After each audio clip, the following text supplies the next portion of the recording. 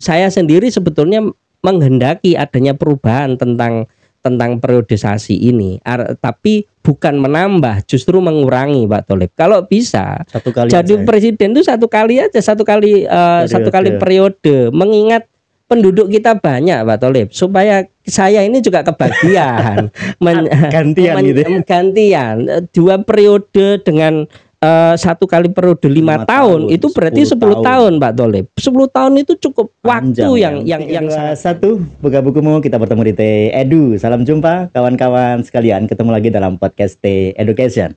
Pada podcast kali ini berbeda teman-teman sekalian, karena untuk kali pertama podcast T-Edu kedatangan tamu di ruang di mana saya mengambil gambar, yaitu direktur dari Indopol Survey and Consulting Jawa Timur, Pak Fauzin SH LLM.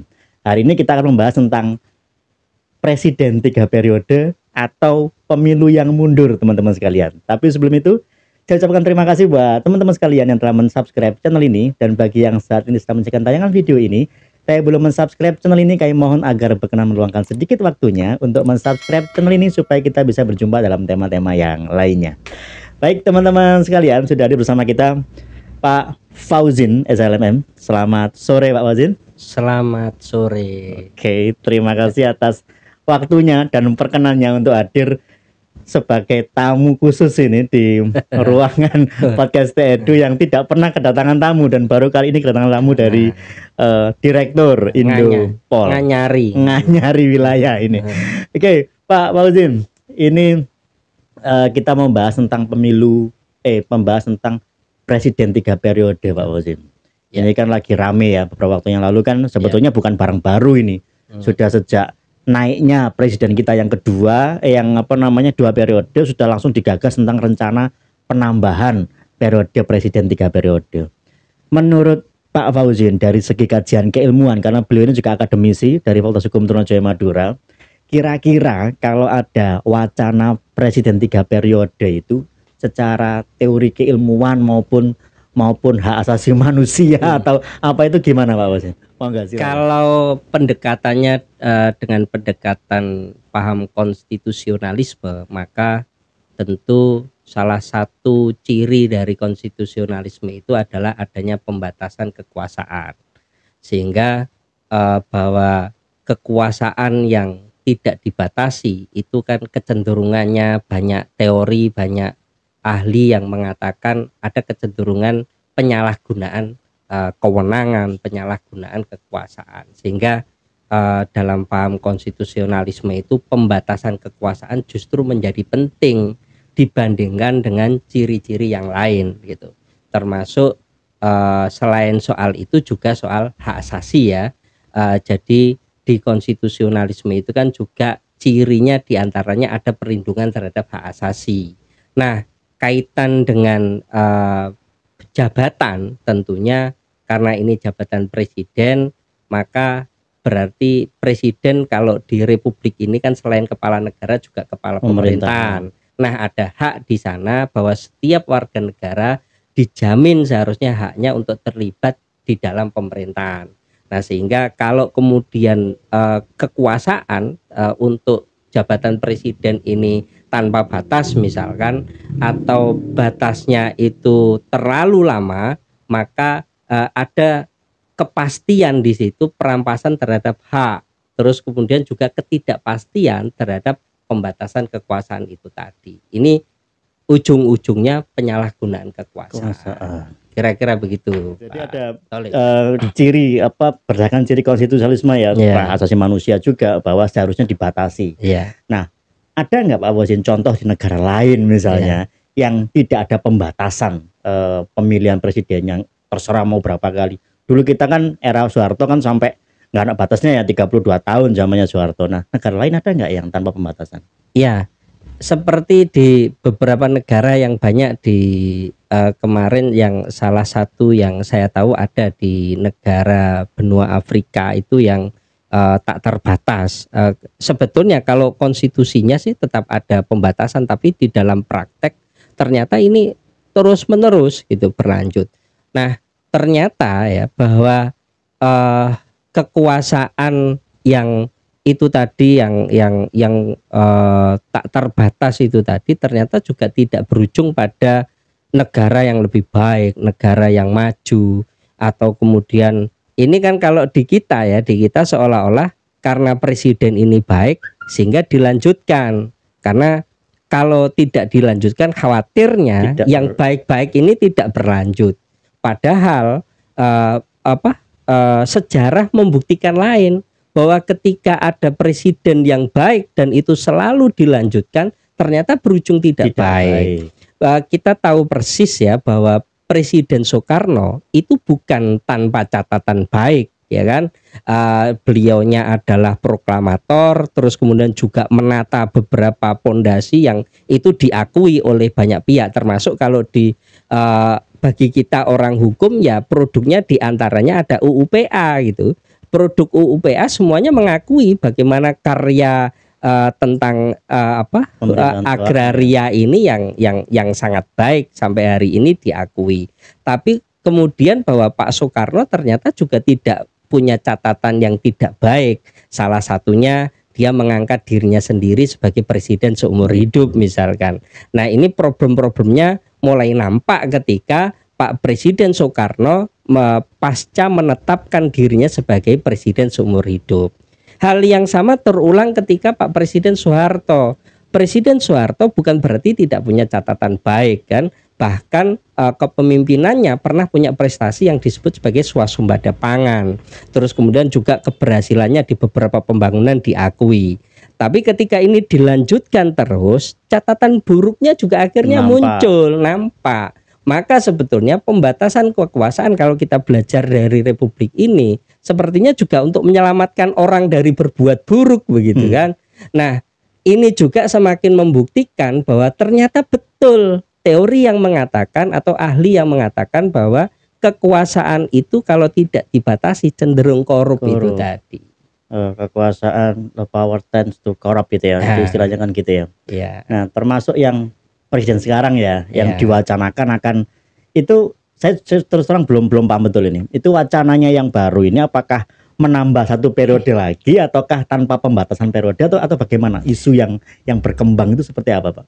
Jadi ujungnya sama sebetulnya, yaitu ingin menambah kekuasaan. Itu ujungnya. Hanya saja beberapa model atau narasi atau diksi yang dipilih diantaranya tentang penundaan pemilu.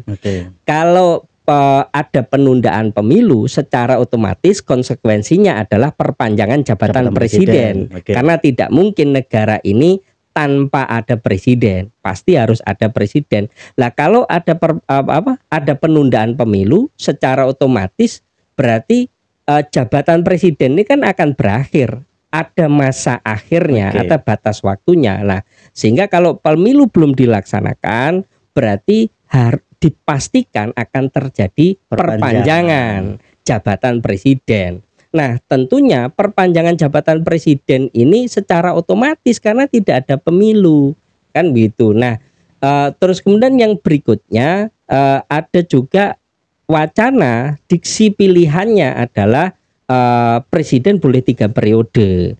Kalau presiden boleh 3 periode berarti tidak ada penundaan pemilu.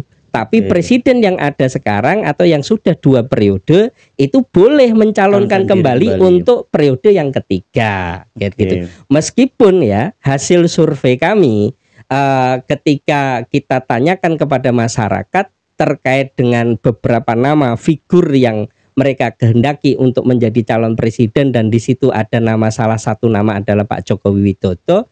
Pak Jokowi Widodo ini elektabilitasnya rendah, hanya 5, sekian persen saja. Jauh jika dibandingkan dengan figur-figur lain yang kami tanyakan juga di dalam survei kepada masyarakat. Sehingga dengan demikian sebetulnya peluang Pak Jokowi Widodo untuk periode yang ketiga juga sebetulnya lemah kalau dari sisi elektabilitas survei per Januari 2022 kemarin, gitulah. Nah, artinya dengan itu juga saya membacanya masyarakat berarti juga cerdas, Pak. Cerdas sudah. Artinya masyarakat juga ternyata tahu bahwa arahnya kemana ini. Ini tidak benar. Artinya, loh, kan presiden itu hanya 2 periode menurut konstitusi kita. Kalau kemudian ini molor ya, meskipun ya memang berdasarkan survei kita juga masyarakat itu puas dengan kinerja Pak Jokowi. Bahkan sampai angka 72, sekian persen.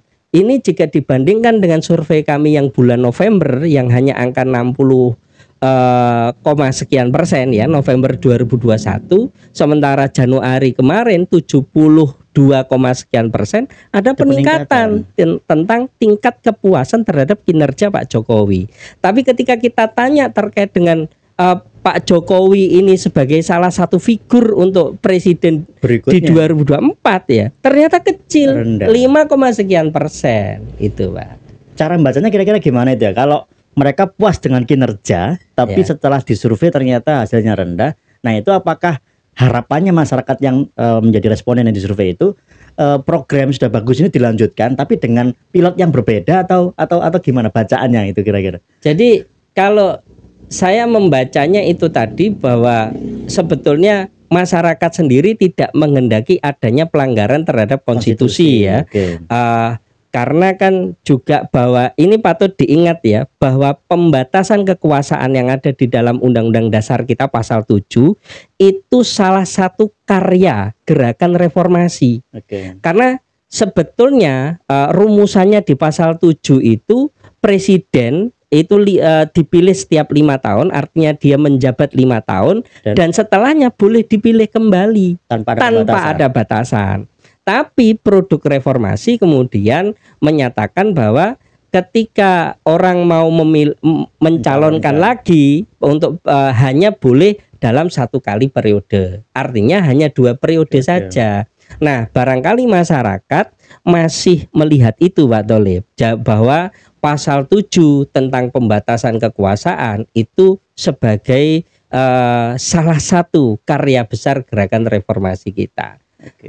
Nah, kalau ini barangkali kalau generasi atau yang sekarang jadi mahasiswa kita itu mungkin lupa ya, atau belum tahu yang seperti ini ya. 98 itu bisa jadi kan generasi yang hari ini ada belum lahir itu 98. Nah, sehingga bisa jadi ada keterputusan catatan sejarah yang nyampe ke mereka gitu. Nah, di sini perlu kita sampaikan bahwa sekali lagi salah satu karya besar gerakan reformasi yang terjadi 98 yang kemudian mendorong adanya amandemen terhadap Undang-Undang Dasar. Amandemen itu kan terjadi 4 kali itu. Nah, amandemen pertama karyanya diantaranya ya pasal 7 yang sekarang pembatasan itu ya. Pembatasan kekuasaan. Tapi gini Pak Fauzan, memungkinkan tidak ya, karena kan sudah 4 kali amandemen ini, termasuk di dalamnya adalah mengubah dari yang awalnya tidak ada pembatasan, artinya 5 tahun dapat dipilih kembali tanpa ada pembatasan untuk berapa kali periode lagi. Kemudian reformasi itu dibatasi maksimal untuk 1 kali lagi ketika dia menjabat. Nah, mungkin tidak di era yang hari ini legislatif berupaya untuk mengubah kembali konstitusi menjadi 3 periode gitu. Bacaannya kira-kira gimana?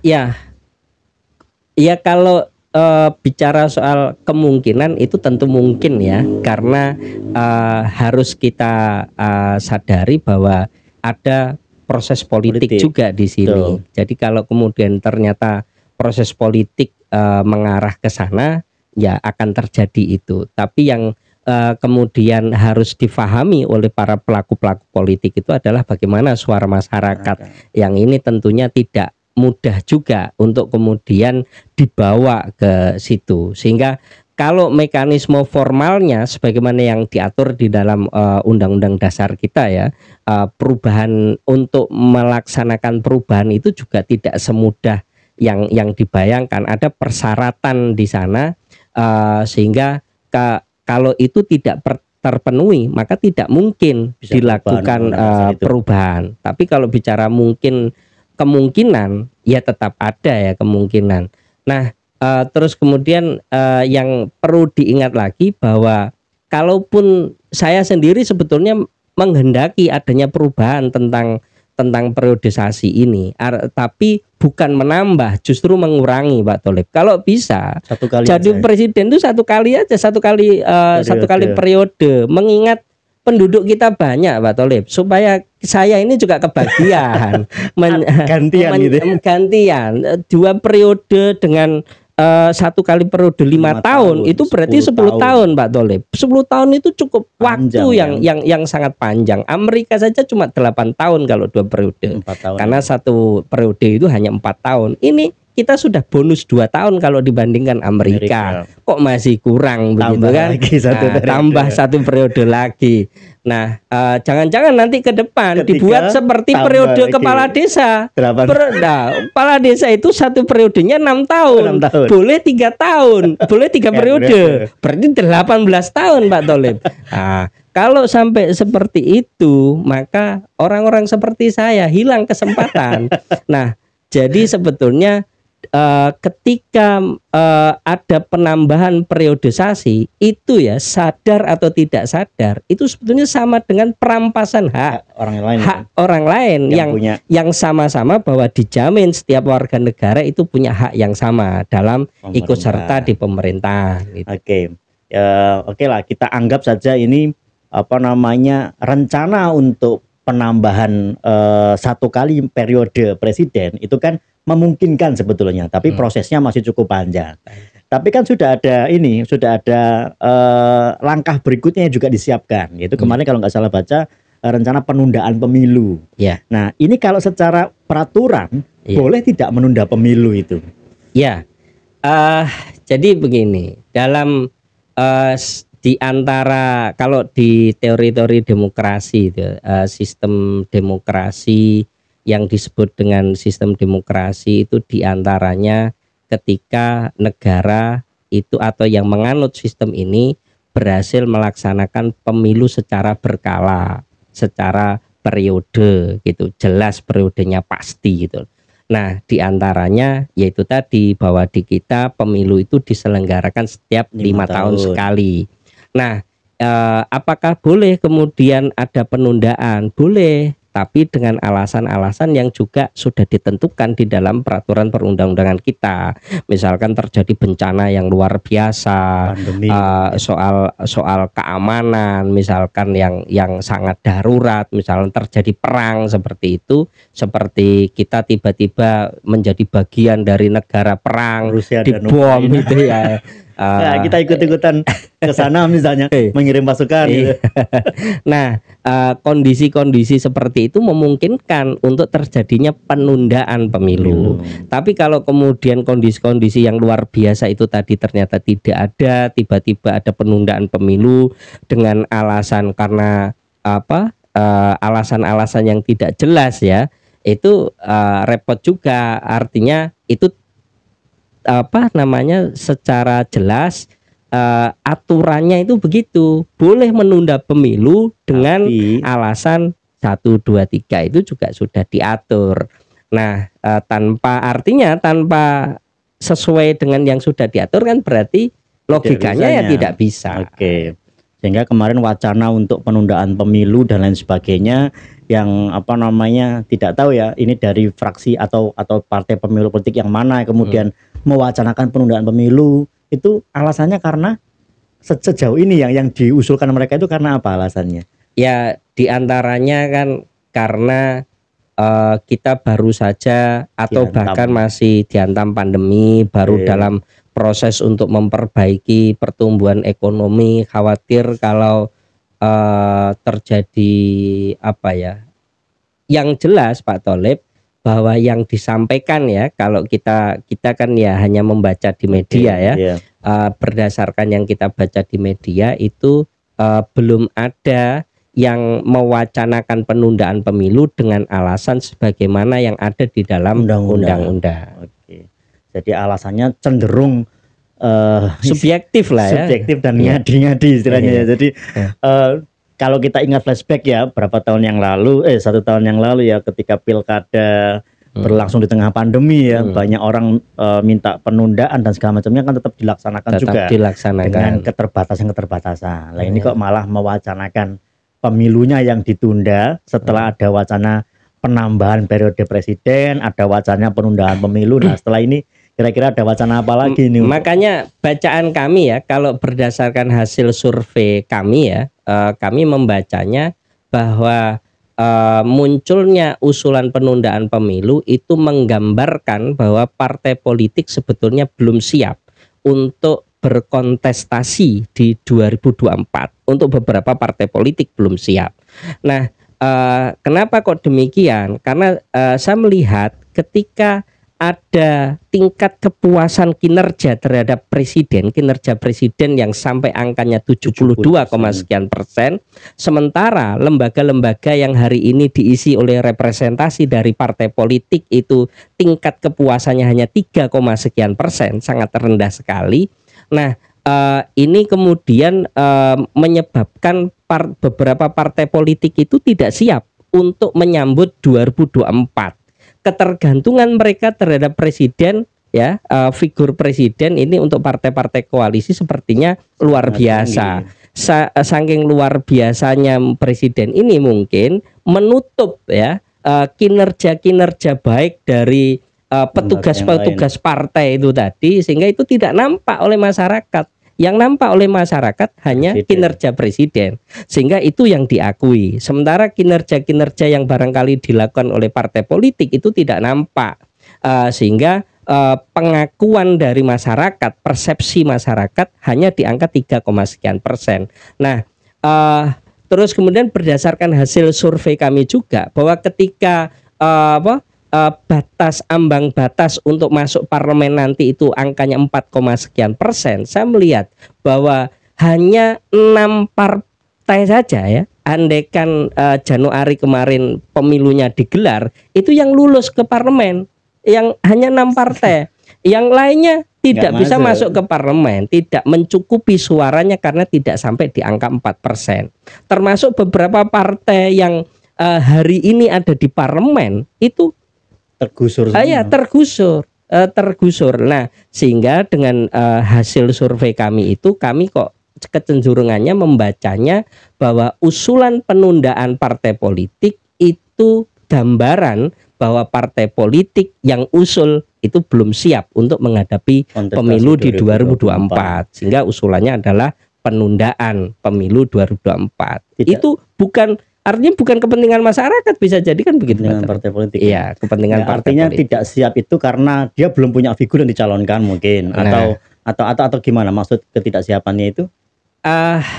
Kan kita kalau berdasarkan ini juga, ya, kemarin hasil pilkada juga bahwa ternyata masyarakat itu untuk memilih si A si B ternyata kan kecenderungannya bukan ke partai politik, tapi lebih pada ke figur. Nah, kalau kemudian partai politik itu belum mampu menyiapkan figur yang bisa mengkonsolidasi suara masyarakat sehingga itu menjadi suara partai, maka tentunya dia akan berpikir untuk sampai siap menyiapkan figur yang bisa mengkonsolidasi suara partai.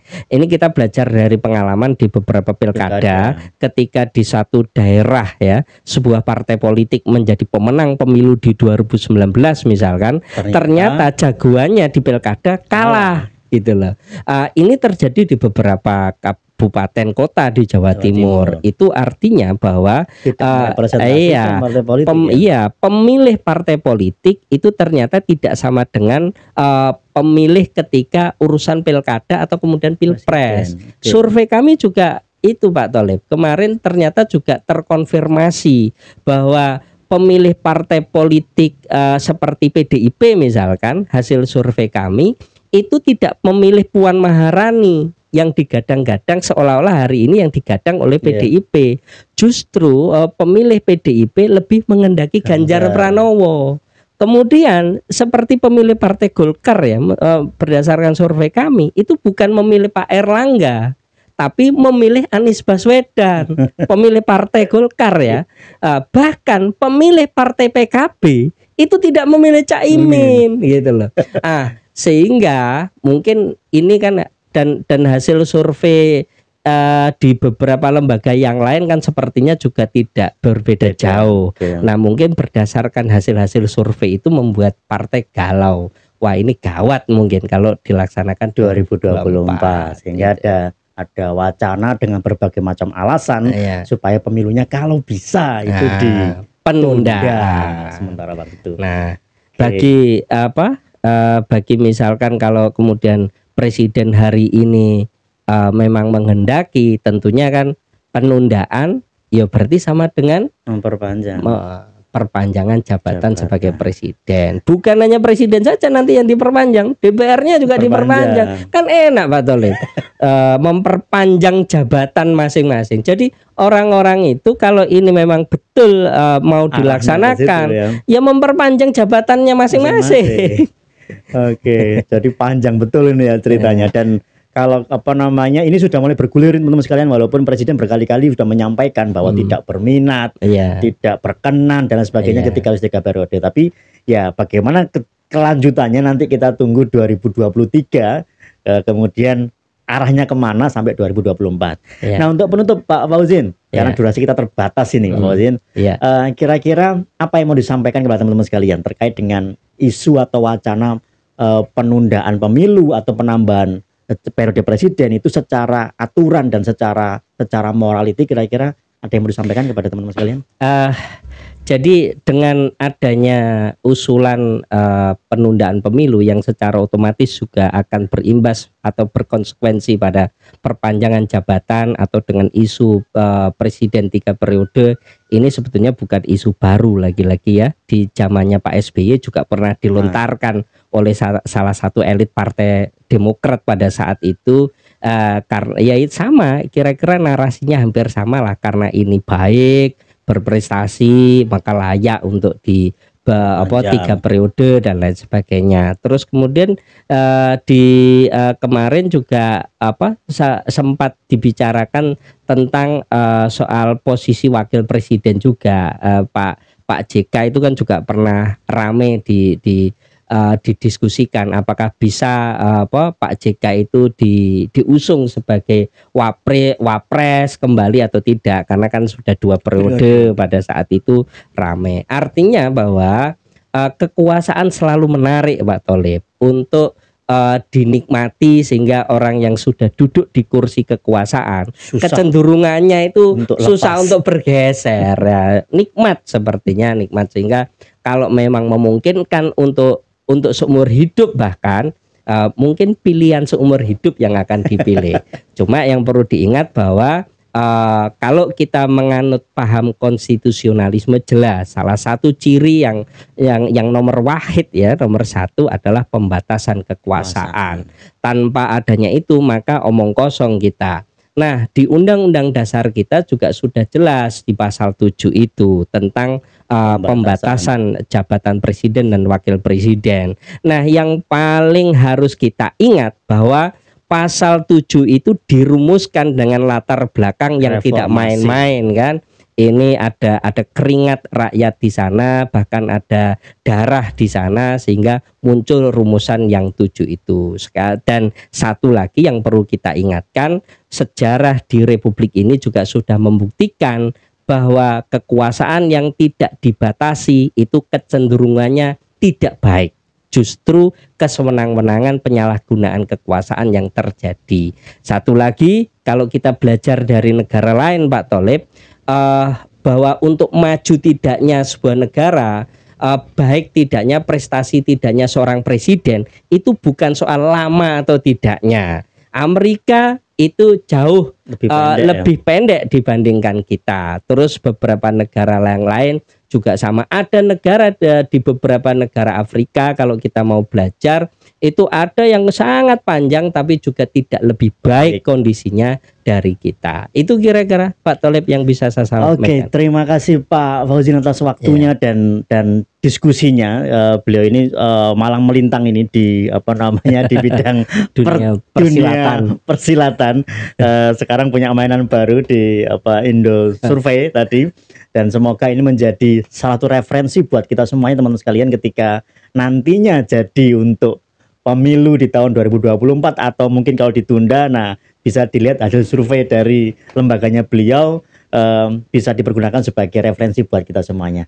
Baik, terima kasih waktunya Pak Fauzin dan teman-teman sekalian telah menyaksikan tayangan video ini sampai selesai. Semoga sehat selalu. Saya dan Pak Fauzin pamit, sampai jumpa.